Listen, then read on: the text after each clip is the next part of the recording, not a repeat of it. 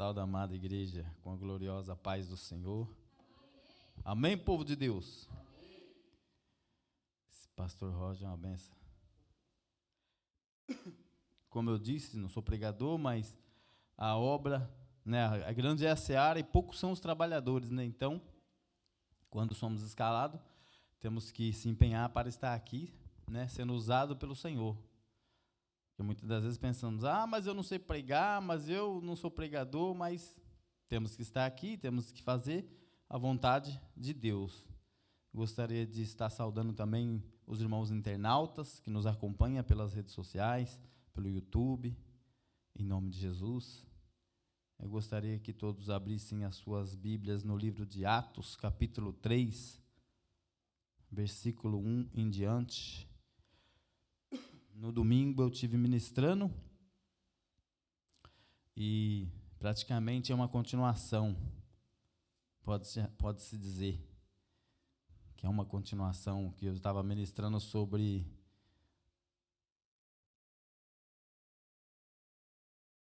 eu tinha ministrado sobre até esquecendo já, a sutileza da religiosidade. Então, quando nós entendemos que nós não devemos ser refém da sutileza da religiosidade, passamos para essa etapa a qual eu irei ministrar agora. Iremos entender o verdadeiro propósito da cruz, quando nós entendemos que não devemos ser refém da religiosidade. Amém, povo de Deus? A cura de um coxo, o discurso de Pedro no templo, é uma passagem muito conhecida por todos. Eu confesso que já li essa passagem também inúmeras vezes, mas dessa vez eu li e o Espírito Santo me deu um entendimento, não vou dizer diferente, mas de uma maneira que eu não tinha ainda refletido dessa maneira. E vamos ler em nome de Jesus. Pedro e João subiam junto ao templo à hora da oração, a nona.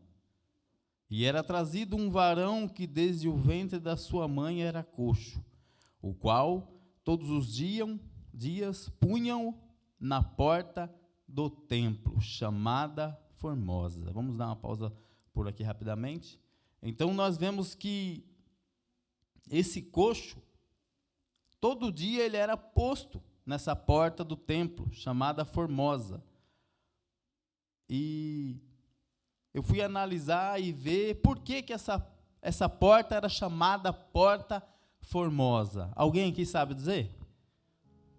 Pois, era a porta principal do templo, por isso era chamada Formosa. E não só por causa disso, era uma porta muito grande e muito bonita, porque ela era feita de bronze e tinha também pedras preciosas nela.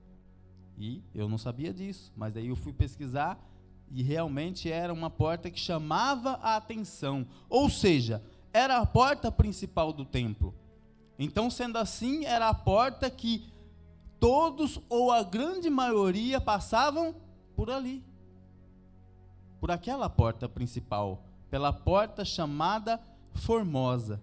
Mas o que me chamou a atenção mais ainda nesse texto, não foi somente pelo fato de ser uma porta muito grande, uma porta que chamava a atenção, e uma porta que muitos, ou a grande maioria, passavam por ali, mas sim o fato do coxo ser colocado ali e não lá dentro. Por que não deixavam ou colocavam ele lá dentro do templo? É outra questão também. Alguém aqui sabe por que colocavam eles, o coxo lá fora e não lá dentro? Por causa da tradição da lei. Ou seja, eles estavam vivendo ainda na lei, aquele povo. E quando aconteceu esse fato, Jesus já tinha ressuscitado há 7 semanas, há 40 dias atrás. Ou seja, já eram para viver pela graça. Já era para eles viverem pela graça, mas não. Eles estavam ainda supostamente escravos da lei. Então eles colocavam o coxo na porta do templo, chamada Formosa, mas não deixavam ele entrar. Quem aqui está entendendo? Então nós vemos que, mesmo Jesus tendo morrido e dado livre acesso para cada um de nós vivermos pela graça, mesmo assim, eles ainda estavam vivendo pela lei. Eles estavam vivendo escravos da lei, escravos do pecado, por assim dizer.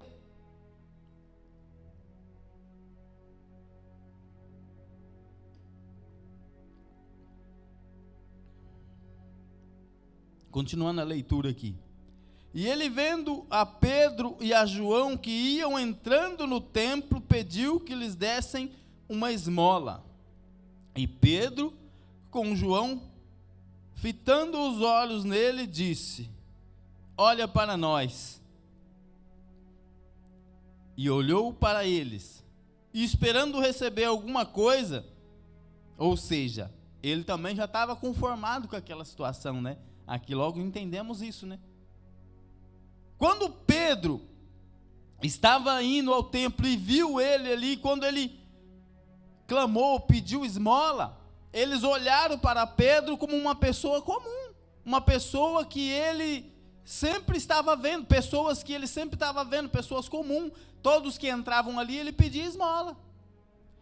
Ele nunca imaginaria que ele ia sair daquela situação, que ele ia passar a andar, que Pedro ia dar algo que ia mudar a vida dele para sempre. Ele não imaginava isso. Então, quando ele olha para Pedro e diz, quando ele olhou, esperando receber alguma coisa, e disse Pedro: não tenho prata nem ouro, mas o que tenho, isso te dou. Em nome de Jesus Cristo o Nazareno, levanta-te e anda. Eita glória! Agora imagina, quando Pedro disse que não tinha prata e nem ouro, acredito eu que o semblante dele já foi de desânimo, porque ele não imaginava que Pedro ia pela fé, né, com a manifestação do poder de Deus através da vida de Pedro, ia acontecer um milagre ali, um dos primeiros milagres.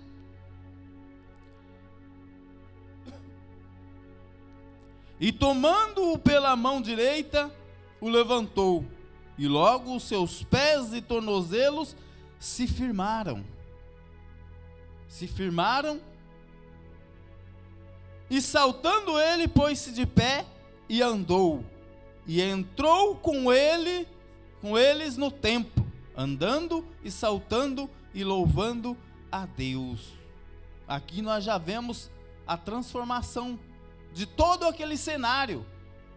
Uma hora ele estava vivendo na conformidade da incredulidade daquelas pessoas que entravam no templo, sim ou não? Elas entravam no templo, mas ainda não tinham entendido o propósito da cruz. Essa aqui é a grande realidade. Elas entravam na porta formosa, aquela porta principal, a porta que chamava a atenção de tudo e de todos. Eles entravam ali, via o coxo que era colocado todos os dias naquela porta ali, para pedir esmola, e não faziam nada. Ou seja, eles não tomavam a atitude que era para tomar. Eles não tomavam a atitude que Pedro tomou, que é o quê? Ministrar a palavra de Deus, fazer o milagre acontecer através da fé, sim ou não? Porque Pedro entendeu o propósito da cruz, e o propósito da cruz é o amor, é verdadeiramente deixar o poder de Deus manifestar através da vida dele, através da fé. Então, quando Pedro estendeu a mão para ele e disse: o que eu tenho eu te dou, e ele recebeu, e saltando ele, pôs-se de pé e andou, e entrou com eles no templo. Ou seja, tudo mudou naquele momento. Uma hora ele estava lá fora, sendo ignorado por aqueles que entravam no templo, que supostamente iam adorar a Deus, sim ou não? Mas eram o quê? Que eu preguei domingo passado, eram religiosos, sim ou não? Eram escravos da religiosidade, porque não tinham entendido o verdadeiro propósito da cruz ainda, porque via o seu próximo, sim ou não? Porque Deus diz que temos que amar a Deus acima de todas as coisas e amar o próximo como a ti mesmo. Eles não amavam aquele homem, porque se eles amassem, eles não davam moeda, eles não davam esmola, e sim, eles iam olhar para ele e iam, em nome de Jesus, levanta e anda, como Pedro disse, sim ou não? Porque eles já não estavam vivendo mais debaixo da lei, eles estavam vivendo pela graça de Deus, porque Jesus já tinha ressuscitado, o véu já tinha sido rasgado, e aquele povo passava pela porta formosa todos os dias, entravam no templo, mas estavam vivendo sob o jugo da lei. E hoje, não é diferente nos dias de hoje. Muitas das vezes nós passamos pela porta do templo, entramos, mas muitas das vezes vemos pessoas lá fora que estão necessitadas de ser colocadas dentro do templo, mas nós, muitas das vezes, vivemos no jugo da lei também.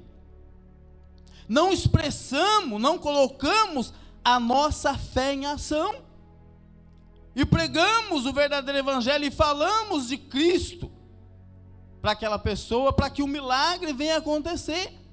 Nós hesitamos muitas das vezes, nós deixamos o jugo da lei falar mais alto sobre as nossas vidas.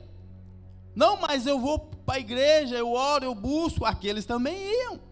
A Bíblia não fala que a porta formosa, aquela porta principal, entrava muita gente por ali. Aquelas pessoas também iam no templo, mas não tomaram atitude. Mas Pedro, cheio de autoridade e do Espírito Santo de Deus, ele sim fez a diferença. E que nós venhamos fazer essa diferença também, e que nós não venhamos deixar esse jugo do passado, o jugo da lei, da incredulidade, esse jugo da religiosidade tomar conta das nossas vidas, a ponto de nós passarmos e ignorarmos aqueles que verdadeiramente estão necessitando de um milagre. E todo o povo o viu andar e louvar a Deus. Outro ponto, todo o povo viu, então impactou. Ali nós já vemos que houve um impacto muito grande. Todo o povo viu, sim ou não? Todo o povo viu andar e louvar a Deus. Ou seja, se nós tomarmos uma atitude, vai surgir um impacto. Isso é um fato. Vai surgir um impacto muito grande. E conheciam-no, pois era o que se assentava a pedir esmola à porta formosa do templo. E ficaram cheios de pasmo e assombro pelo que lhe acontecera. Ou seja, ficaram assustados, impactados. Ficaram assustados no sentido de que não conheciam ainda o verdadeiro poder de Deus. Mas surgiu um impacto notório. Isso nós podemos entender aqui no texto. Houve um impacto notório quando isso aconteceu. Claramente que eles ainda não tinham entendimento do que era a fé ainda, é o que nós vemos. Porque como que passa multidões pela porta do templo e quando acontece o milagre ficam impactados? Não tem como, eles não entendiam ainda, eles não sabiam que o poder de Deus era capaz de tal milagre, sim ou não? E apegando-se a ele, a Pedro e João, todo o povo correu atônito para junto deles, no alpendre chamado de Salomão. E quando Pedro viu isso disse ao povo: varões israelitas, por que vos maravilhais disto? Aqui está a pergunta que eu acabei de dizer, ou seja, até Pedro ficou assustado. Pedro quis dizer: por que vocês estão maravilhados, ou tão assustados, ou tão pasmos por causa disso? Se Jesus já morreu na cruz faz tempo, e já deu essa ordenança para que nós venhamos pregar e fazer milagres e maravilha pelo nome dele, sim ou não? Nós já não estamos no jugo da lei, nós estamos vivendo pela graça, ou seja, esse homem já não era para estar aqui faz tempo, em outras palavras dizendo, sim ou não? Em outras palavras dizendo, pessoas que muitas das vezes estão ao nosso derredor, vivendo escravo do pecado, do vício, ou seja lá que for, estão na mão do diabo, não era para estar vivendo dessa maneira mais, sim ou não? Hoje é culto de intercessão, muitas das vezes nós intercedemos pelos nossos entes queridos, nós intercedemos pelo nosso vizinho, nós intercedemos por N pessoas, mas quando nós é colocado diante de uma situação a qual é para nós manifestar a nossa fé, verdadeiramente entendendo o propósito da cruz, nós ignoramos e voltamos a ser escravos da lei, ou seja, voltamos na posição de religioso. Estamos ainda escravos da religiosidade ou não? Porque nós vamos ao templo, nós oramos, nós clamamos, nós buscamos, nós ministramos, mas quando é para nós colocar a nossa fé em ação, a religiosidade fala mais alto. É a sutileza da religiosidade que eu preguei no domingo. E ela não pode dominar a nossa vida. Nós temos que verdadeiramente entender o propósito da cruz. E o propósito da cruz é esse: é estender a mão para aquele que está necessitado. Ah não, mas aquela pessoa não tem jeito para ele, já não tem mais jeito para ele. Não, há jeito para todas as coisas, tudo é possível ao que crê, a palavra de Deus diz. Agora, se Pedro fosse olhar a condição daquele homem, coxo desde nascença, Pedro ia passar batido, olhar e falar: rapaz, Deus faz milagre, mas eu não sei não, ele é de nascença assim, ele já está aí há muito tempo, todo mundo passa por ele e ninguém fala com ele, acho que não tem jeito não. Pensou? Aí Pedro também ia estar escravo da religiosidade, mas não, Pedro estava cheio do Espírito Santo, Pedro estava na fé poderosa e viva. Pedro realmente entendeu o propósito da cruz. E quando Pedro estendeu a mão para ele, e Deus fez um milagre através de Pedro, tudo mudou, aquela situação passou a ser diferente. E quando Pedro viu isso, disse ao povo: varões israelitas, por que vos maravilhais disto? Ou por que olhais tanto para nós, como se por nossa própria virtude ou santidade fizéssemos andar esse homem? Ou seja, eles espantaram, eles viram um milagre, viram o homem andando, o homem que ficava lá todo dia pedindo esmola, eles viram que o homem foi curado, eles viram que aconteceu um milagre, mas eles não acreditavam em Deus. Eles começaram a assustar: mas como que esses homens fizeram esse homem levantar? Sim ou não? Eles não olharam aquilo como um ato de fé, eles assustaram por causa disso. O Deus de Abraão e de Isaque e de Jacó, o Deus de nossos pais, glorificou o seu Filho Jesus, a quem vós entregastes, e perante a face de Pilatos negaste, tendo ele determinado que fosse solto. Mas vós negaste o santo e justo, e pediste que se vos desse um homem homicida, e matasse o príncipe da vida, a qual Deus ressuscitou dos mortos, do que nós somos testemunha, e pela fé no seu nome, fez o seu nome fortalecer, e este que vedes e conheceis, e a fé que é por ele, deu a este, na presença de todos, vós essa perfeita saúde. Ou seja, Pedro estava falando tudo o que aconteceu no passado para eles de novo, ou seja, refrescando a memória deles. Jesus, a qual Deus deu para morrer por nós, etc, etc. Vocês não aceitaram, vocês negaram, vocês trocaram ele por um assassino, sim ou não? Mas hoje o que você está vendo aqui é o poder dele se manifestando na vida desse homem e fazendo ele com perfeita saúde. Aí eu imagino o pessoal tudo assim, mas, em outras palavras, mas quem é Jesus? Né? Porque há 40 dias que Jesus tinha ressuscitado, mas mesmo assim, acho que eles nem sabiam que era Jesus. Sabia, mas, como se diz, né? Não vivia.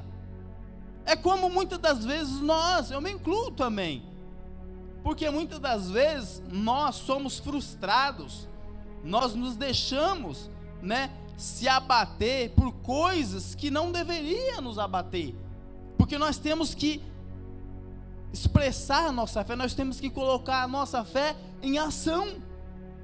Quando nós colocarmos a nossa fé em ação, tudo vai mudar, tem que fazer a diferença, não pode ser, não pode ficar do mesmo jeito que estava, porque quando Pedro passou e viu aquele coxo, aconteceu algo diferente, e dali por diante, as coisas só foi acontecendo mais e mais, porque eles se espantaram, de uma maneira, vamos dizer assim, que foi errada na questão deles olhar, porque era para eles terem entendimento, mas valeu a pena, foi algo que impactou, foi um propósito de Deus, cremos nós, que é um propósito de Deus ter acontecido aquilo naquele tempo, naquela hora, mas nos ensina que nós não devemos deixar passar as oportunidades, nessa questão de usar a nossa fé. Muitas das vezes, nós deixamos passar batido. Eu acho que todo mundo já deixou passar algo batido. Eu poderia ter falado para ele de Jesus, eu poderia ter ajudado, não sei, eu poderia ter manifestado a minha fé para que ele viesse conhecer o meu Deus, sim ou não? Nós já deixamos acontecer isso, mas que nós não venhamos deixar isso acontecer de novo. Custe o que custar, pregue o evangelho, custe o que custar, fale de Jesus, porque muitas das vezes o inimigo vai querer intimidar. A situação a qual você se deparar, ela vai querer te intimidar, de uma certa maneira, querendo mostrar para você, ou querendo provar para você, que não é capaz, que aquilo não é possível, que o seu Deus não é possível de mudar aquela situação, e é mentira, porque o diabo é mentiroso. Tudo é possível ao que crê, sim ou não? Antes de encerrar essa pregação, eu tinha escrito algo aqui que bateu certinho com essa ministração, em relação ao propósito da cruz. Rapidamente eu vou ler. Na realidade é uma reflexão, né, para que nós venhamos ter, né, o propósito da cruz. Como entender o amor de Cristo? Tem momentos em que achamos não entender realmente esse divino amor, mas se atentarmos para nossas vidas, para o nosso cotidiano, como nos comportamos em relação a opiniões, comportamentos, modo de pensar, ou até mesmo modo de agir de outras pessoas, notamos que isso revela a nós mesmos o quanto estamos dispostos a realmente a conhecer esse divino amor. O amor de Cristo nos é revelado a ponto que realmente estamos dispostos a amar o nosso próximo como a nós mesmos. A verdade é que a humanidade ultimamente não está conseguindo amar nem a si mesma, daí logo fica impossível amar o seu próximo, nisso impossibilitando-a de conhecer o amor de Cristo, uma tragédia, e isso vem se tornando cada vez mais comum na sociedade em que vivemos. Desde o princípio, o diabo, nosso adversário, vem agindo de maneira sutil. Em Tiago capítulo 4, verso 7 diz: resisti o diabo, e ele fugirá de vós. Ezequiel capítulo 28, verso 12, o diabo era um anjo de luz, e ao sermos confrontados por alguém, ou uma situação, que a princípio não compreendemos, logo nos defendemos com palavras desnecessárias, ou até mesmo esboçamos reações que evidenciam logo o nosso caráter. O velho homem ainda está no domínio. Temos presenciado muitos relatos semelhantes a este, homens e mulheres, jovens, adolescentes e até mesmo pessoas com idade avançada com esse tipo de comportamento. E o fato mais alarmante é que sua grande maioria tem conhecimento da palavra de Deus, seja ele muito ou pouco. O Senhor Jesus, quando esteve nesse mundo, ou melhor dizendo, nesse plano material, Ele sempre ensinou que devemos amar o próximo, ajudar os necessitados, acolher os desamparados, cuidar dos feridos. Ele, todo momento, tinha o domínio próprio. O mundo a qual vivemos é cheio de desafios, seja ele espiritual ou não, mas o Senhor já nos alertou de tudo isso em sua palavra. João capítulo 16, 33. No mundo tereis aflição, mas tende o bom ânimo. Mas como podemos obter bom ânimo em um mundo onde as pessoas não toleram nem mesmo um esbarrão não intencional? Quando deixamos a intolerância do mundo, entre aspas, nos contaminar a ponto de não compreendermos que o mundo dorme o sono da morte, obviamente que iremos responder à altura, ou seja, cegamente. A palavra do Senhor nos ensina que vivemos no mundo, mas não somos dele, ou seja, não podemos andar como o mundo anda, não devemos se submeter às regras dele, mas devemos ir na contramão do mundo. Romanos capítulo 12. E não vos conformeis com esse mundo, mas transformai-vos pela renovação do vosso entendimento, para que experimentei qual seja a boa, agradável e perfeita vontade de Deus. Porque pela graça que me é dada, digo a cada um dentre vós, que não saiba mais do que convém saber, mas que saiba com temperança, conforme a medida da fé que Deus repartiu a cada um. Ou seja, devemos transparecer o amor de Cristo a todos do mundo. Somos a luz do mundo. Essa luz que alumia, que significa acompanhar com luz, ou não deixar confundir. Agora, se diante das afrontas, aflições ou adversidade, nós deixarmos o velho homem tomar decisões, ou ao invés de transmitir a luz, irá trazer mais conflitos. O novo homem deve transmitir paz, ter calma, dominar as situações. Dessa maneira irão notar algo que difere você das demais. Irá fazer diferença entre o mundo, mas só estará apto para viver nessa dimensão espiritual aquele que realmente entende que é necessário uma verdadeira e total renúncia. Viver na total dependência do Senhor. Isto implica viver sem reserva, a mais total e absoluta entrega. Essa decisão capacitará espiritualmente e levará o homem a realmente entender o verdadeiro propósito da cruz. E uma vez entendendo esse maravilhoso e verdadeiro amor, certamente sua vida e a vida das pessoas que te rodeiam não será mais a mesma. Glória a Deus. Essa é a grande realidade. Quando você entende verdadeiramente o propósito da cruz, você vai buscar, você vai almejar a entender mais e mais, a amar o próximo.